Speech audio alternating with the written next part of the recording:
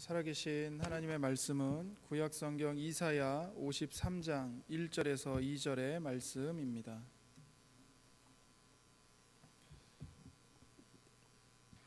제가 가지고 있는 성경으로는 구약 1033면에 있습니다. 이사야 53장 1절에서 2절의 말씀입니다. 하나님의 말씀을 한 목소리로 함께 받들어 읽도록 하겠습니다. 우리가 전한 것을 누가 믿었느냐? 여호와의 팔이 누구에게 나타났느냐? 그는 주 앞에서 자라나기를 연한 순 같고 마른 땅에서 나온 뿌리 같아서 고운 모양도 없고 풍채도 없은즉 우리가 보기에 흠모할 만한 아름다운 것이 없도다. 아멘. 이사야는 예수 그리스도께서 이 세상에 오시기 약 700년 전에 말씀을 전한 선지자입니다. 이사야는 특별히 이스라엘 백성들을 위해 메시아가 오실 것을 집중적으로 예언했습니다. 그 중에서 우리가 함께 읽은 이 53장은 이사야에서 뿐만 아니라 구약에서 가장 확실하게 메시아이신 예수 그리스도를 묘사하고 있습니다. 예수 그리스도께서 이 땅에 오시어 고난을 받으시고 우리에게 구원을 베푸실 것을 잘 예언하고 있습니다. 이사야 선지자는 메시아 예언을 이렇게 시작합니다. 1절을 보시면 우리가 전한 것을 누가 믿었느냐? 여호와의 팔이 누구에게 나타났느냐? 메시아에 대한 예언을 담은 이 성경 말씀은 매우 우울하게 시작합니다. 그리스도께서 이루실 위대한 구속사역을 말하기 전에 먼저 우리 사람들의 불신앙을 예고하고 있기 때문입니다. 우리가 전한 것을 누가 믿었느냐? 한탄 섞인 질문으로 시작합니다. 여기서 우리는 1차적으로 그 시대 이스라엘 백성들이었습니다. 그러나 이사야 선지자는 자기와 또 자기 이전에 살았던 하나님의 백성들 그리고 후대에 태어날 모든 하나님의 자녀들을 하나로 묶어서 우리라고 말하고 있습니다.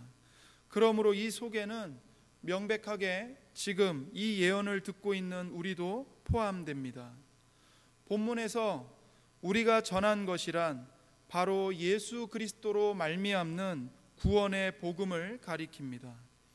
이사야를 비롯한 많은 선지자들은 하나의 메시지를 외쳤습니다. 그것은 바로 메시아이신 예수 그리스도로 말미암는 인류의 구원입니다.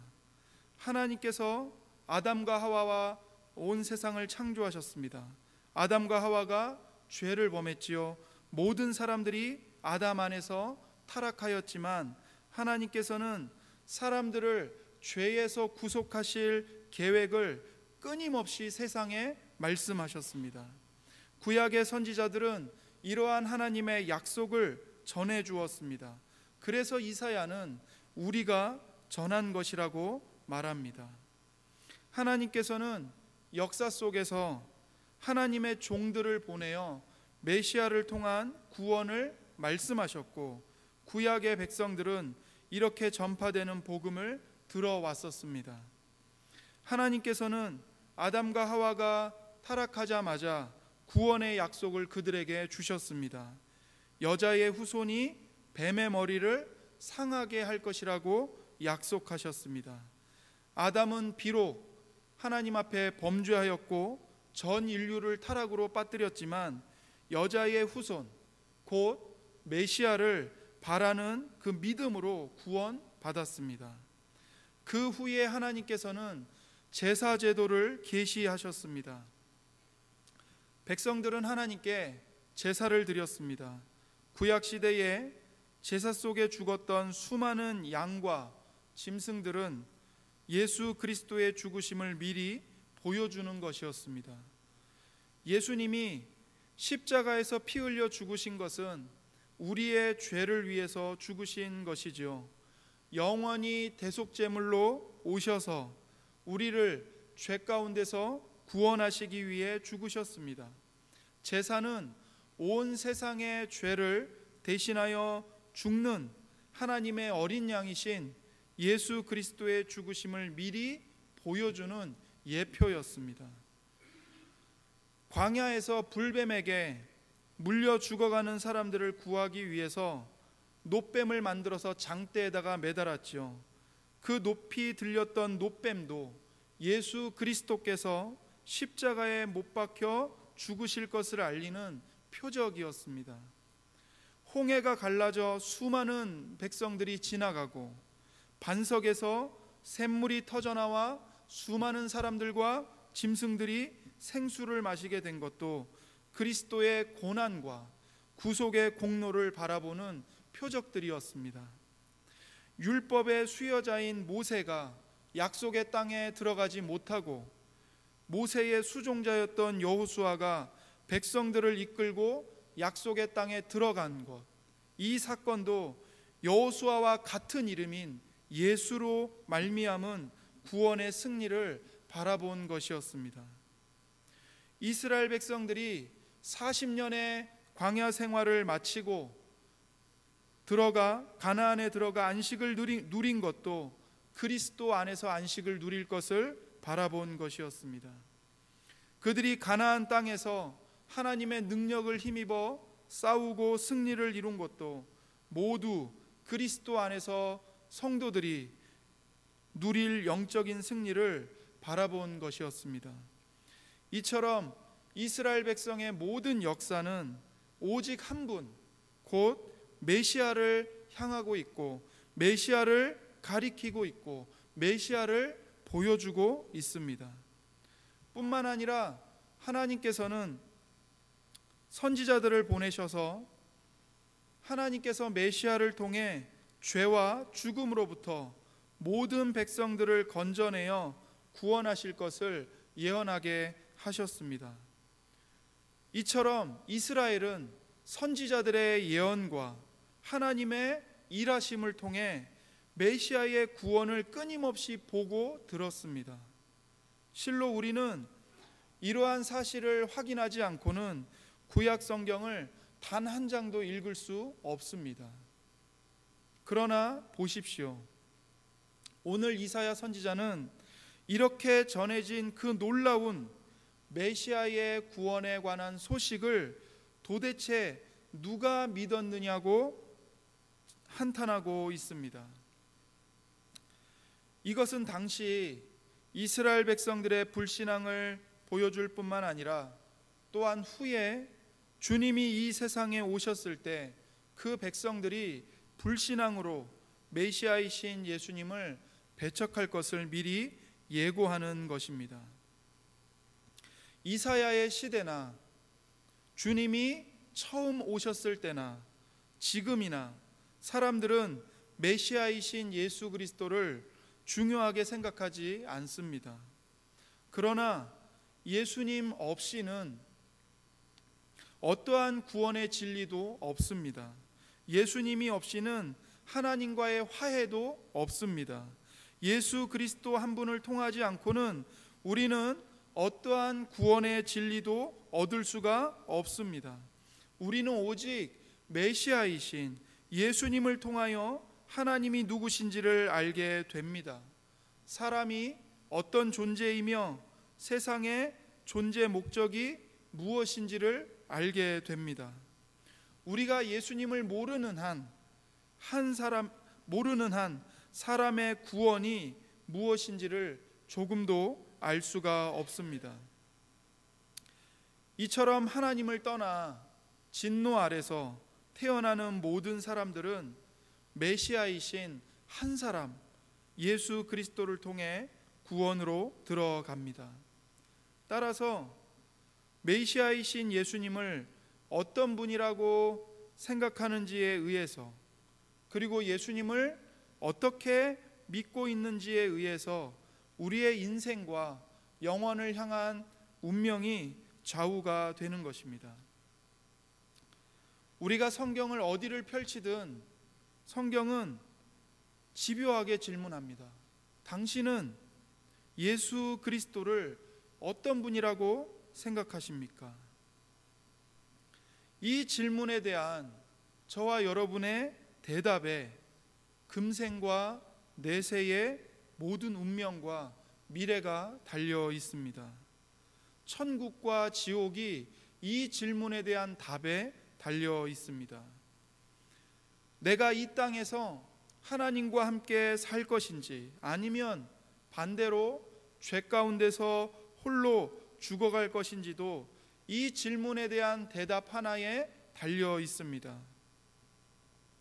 사람들은 흔히 인생에 있어서 이런 질문은 매우 사소한 것이라고 생각합니다.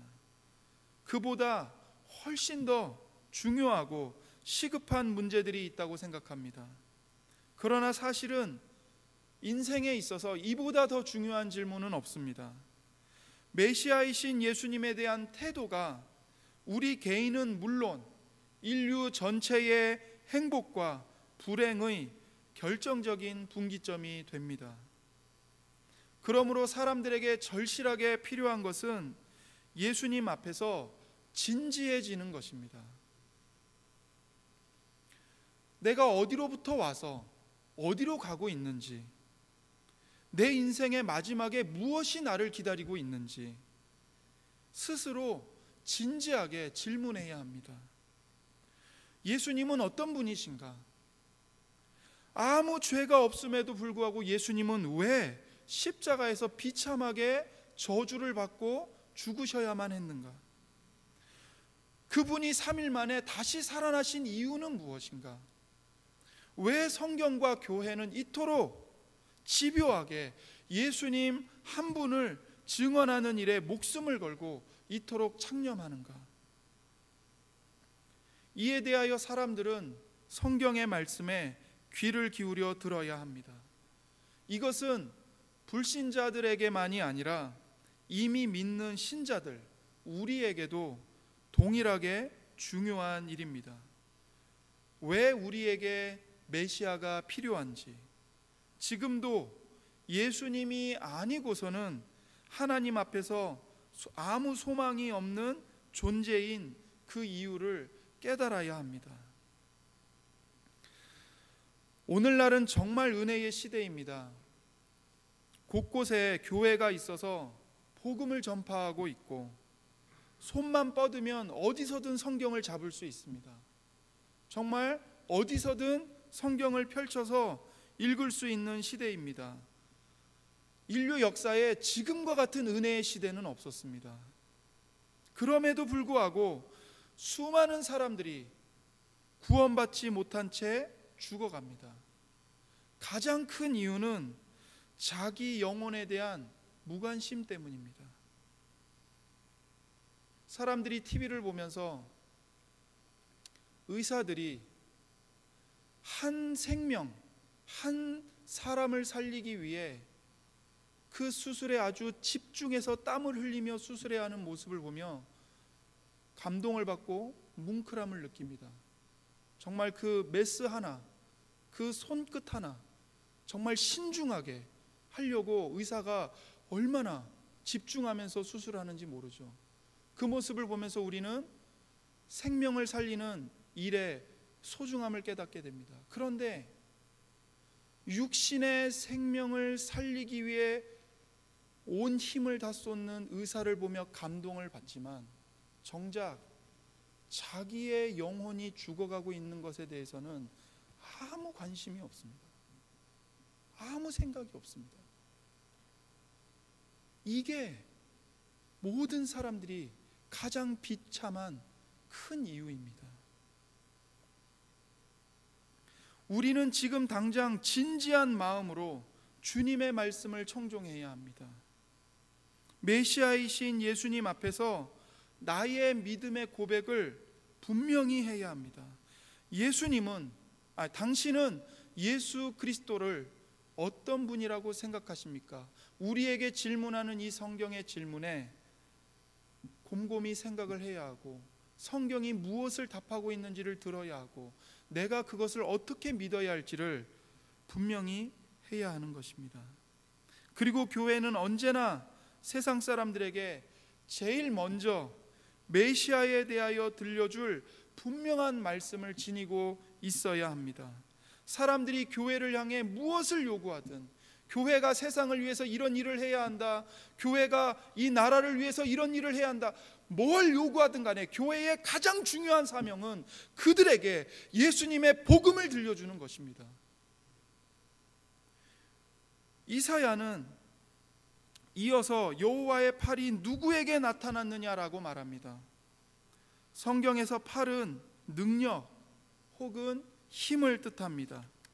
여호와의 팔이 나타났다는 말은 여호와의 구원의 능력과 힘이 나타났다는 말씀입니다. 그런데 선지자는 여호와의 팔이 누구에게 나타났느냐라고 반문하고 있습니다. 이 말은 마치 구원의 권능이 아무에게도 나타나지 않았다고 말하는 것처럼 보입니다. 그러나 실은 그런 의미가 아닙니다. 여호와 하나님은 당신의 팔을, 구원의 능력을 자기 백성들에게 끊임없이 보여주셨습니다. 그것이 구약의 증언입니다. 그러므로 여기서 여호와의 팔이 누구에게 나타났느냐, 이 말씀은 여호와의 구원의 능력을 알아볼 자가 아무도 없다는 한탄입니다. 여호와의 팔이 나타났는데 누구도 그것을 알아보지 못했고 못할 것이다라는 한탄입니다. 이것은 세상 사람들이 자기의 지혜로 하나님의 구원을 이해할 수도 없고 인정하지도 않을 것임을 말하는 겁니다. 하나님께서 죄와 죽음에서 인류를 건져내시기 위해 예수님을 메시아로 보내실 것이지만 누구도 예수님을 메시아로 알아보지 못할 것이라는 예고입니다. 왜 사람들은 예수님을 메시아로 알아보지 못했을까요? 그 이유는 예수님이 사람들이 기대하는 모습으로 오시지 않았기 때문입니다. 2절을 보십시오. 함께 읽어보겠습니다. 그는 주 앞에서 자라나기를 연한 순 같고 마른 땅에서 나온 뿌리 같아서 고운 모양도 없고 풍채도 없은즉 우리가 보기에 흠모할 만한 아름다운 것이 없도다.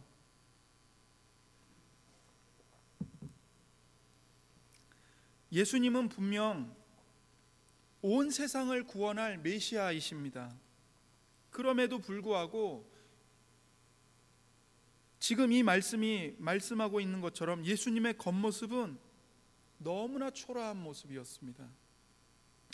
아들 하나님이시지만 하나님이심을 입증할 만한 것이 주님의 외모에는 아무것도 없었습니다. 세상 사람들의 눈에는 그저 메마른 땅, 즉 광야에서 나온 메마른 줄기 같았습니다. 바짝 메마르고 볼품없는 모습, 풍채도 없고 흠모할 만한 아름다운 모습이 조금도 없는 연약한 한 사람일 뿐이었습니다. 하나님은 예수님을 보내시어 당신의 구원의 팔을, 구원의 권능을 나타내셨지만 사람들이 보기에는 하나님께서 구원의 팔을 내밀지 아니하신 것 같았습니다. 하나님은 단지 연약하고 초라한 한 사람을 보내셨을 뿐입니다. 예수님이 한 사람으로 이 세상에 오셔야 했던 것은 한 사람 아담의 범죄를 대신 속하기 위함이었습니다.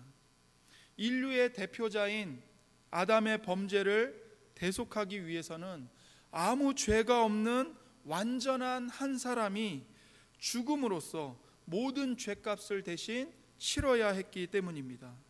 죽음으로써 죄값을 완전하게 지불하기 위해서는 참 사람이어야 했고 아무 죄가 없기 위해서는 참 하나님이셔야만 했습니다. 그래서 예수님은 참 하나님이시면서 동시에 참 사람으로 이 세상에 오신 것입니다. 사람들이 주목할 만한 것이 조금도 없는 초라한 예수 그리스도의 죽으심을 통해 사람들을 구원하는 것이 하나님의 방법이었습니다. 여호와의 능력은 바로 이 예수님으로 나타났습니다. 예수님 그분이 바로 여호와의 팔이요 권능이십니다. 그러나 사람들은 예수 그리스도를 외모로 평가했습니다. 예수님은 화려한 왕궁에서 태어나지 않으셨습니다. 세상 사람들이 흠모하는 영웅의 모습으로 나타나시지도 않았습니다. 예수님은 가난한 목수의 아들로 심지어 짐승의 우리에서 태어나셨습니다. 짐승들의 밥통인 여물통에 누이셨습니다.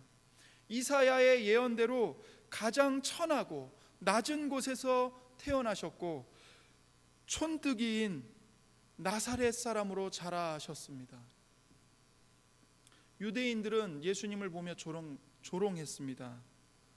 나사렛에서 무슨 선한 것이 나겠느냐.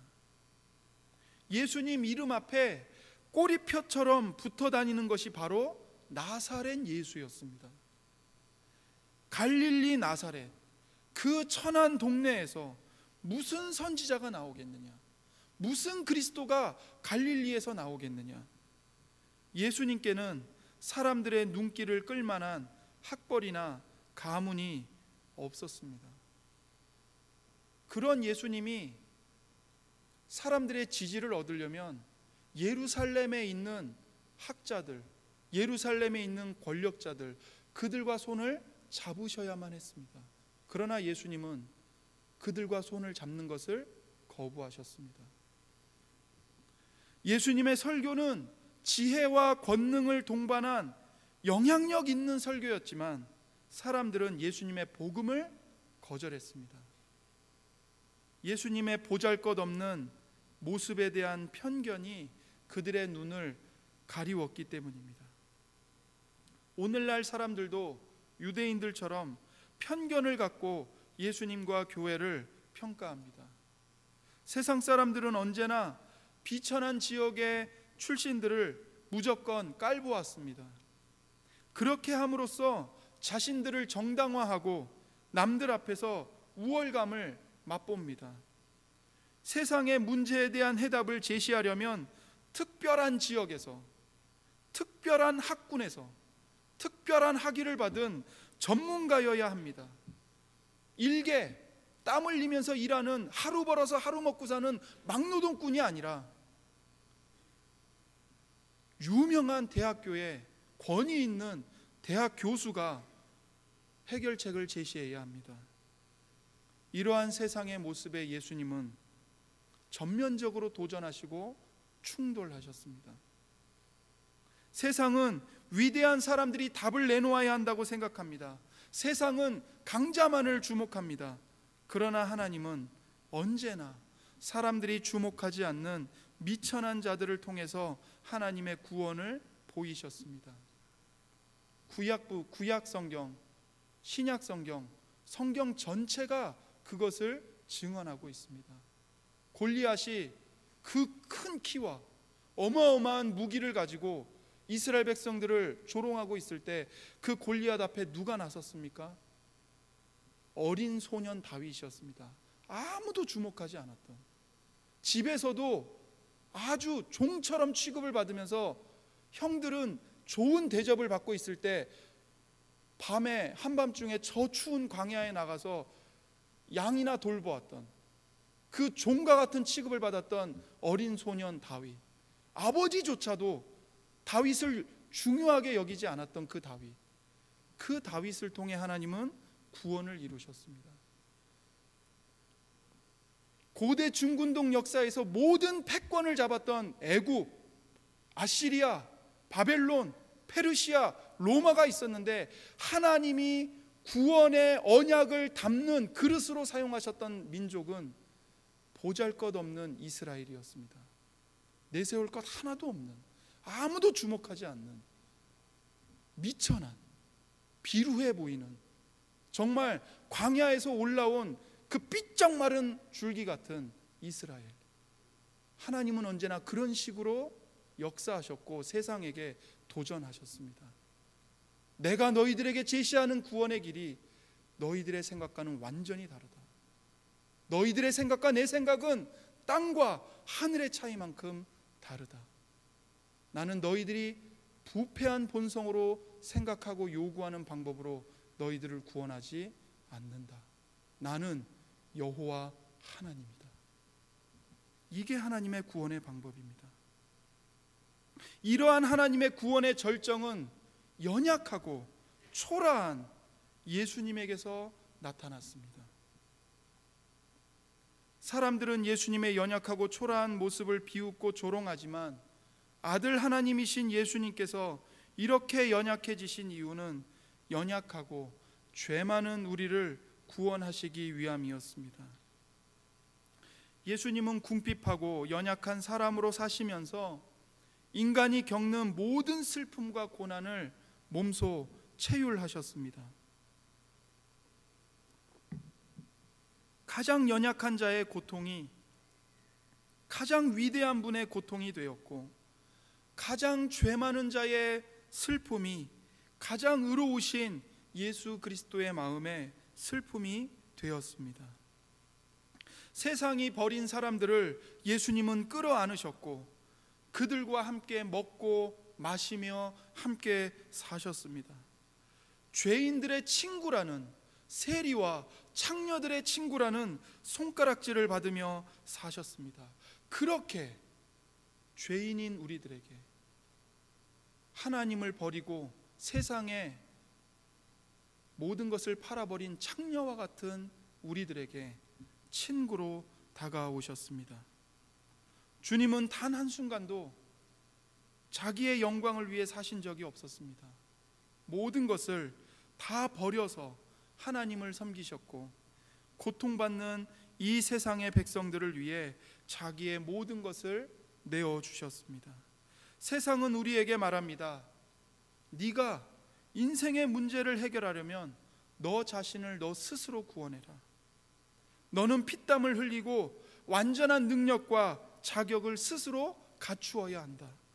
내가 제시하는 시험에 통과해야 한다. 너는 모든 면에서 완벽한 사람이 되어야 한다. 네가 쓸모있는 사람이라는 것을 입증해 보여라. 그러나 예수님은 세상과 정반대로 말씀하십니다. 나는 의인을 부르러 온 것이 아니라 죄인을 불러 회개시키러 왔다. 나는 건강한 자들이 아니라 병든 자들을 고치러 왔다. 나는 심령이 가난한 자들, 인생의 파산을 당하여서 자기 스스로의 힘으로는 인생의 문제를, 죄의 문제를 해결할 수 없는 파산당한 자들을 부욕해 하려고 왔다. 누구든지 나에게 오라. 값없이 돈 없이 오라. 내가 십자가에서 이룬 구속을 통해 너를 구원할 것이다. 내가 너에게 주는 영원한 생명을 값없이 은혜로 받아라. 오늘 저와 여러분이 이 구주 되시는 예수님의 이 복음을 온 마음으로 들으시고 받으시고 붙잡으시길 바랍니다.